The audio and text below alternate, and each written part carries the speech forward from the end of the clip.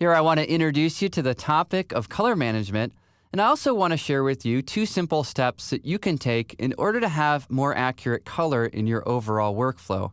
So for starters, what is color management?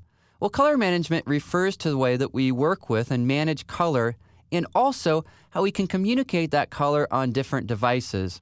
Let's say how we can view this picture on our monitor, and also how we can send that image to the printer so that the color that we're seeing on our monitor can be accurately reproduced, say, on a printer.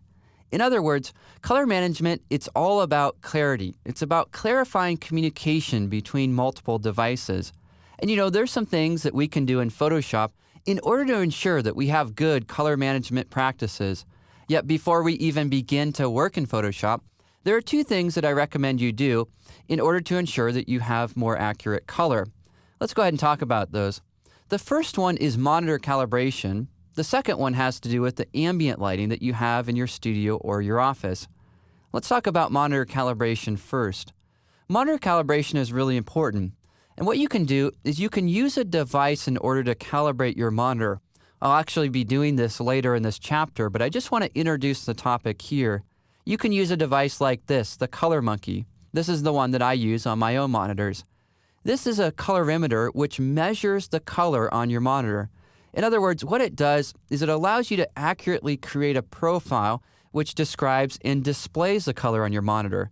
That way, you can be certain that the color that you're seeing can be reproduced on different devices. The other thing that we need to do is to make sure that we have good ambient lighting in our studio or our offices. Typically, the light sources that we gravitate towards are really warm. Well, those light sources are inviting and sometimes beautiful, yet the trick is that all of that warm yellow light will be bouncing off of your walls and reflecting on your monitor. Therefore, when you're staring at a color on your monitor, what looks like white will actually look a little bit yellow. It will really skew your overall perspective. So what you want to do is you want to get a light source which is daylight balanced. And you can do this by purchasing really expensive light sources like this one here, or you can just go to your local hardware store and look for a light bulb which says that it's daylight balanced. Now, initially, when you first start working with a light source like this, it will seem a little bit too neutral, maybe even a bit sterile. But eventually, you'll come to enjoy it and appreciate it because it will give you a really neutral and clean color palette so that you can then more accurately analyze and view the color on your monitor.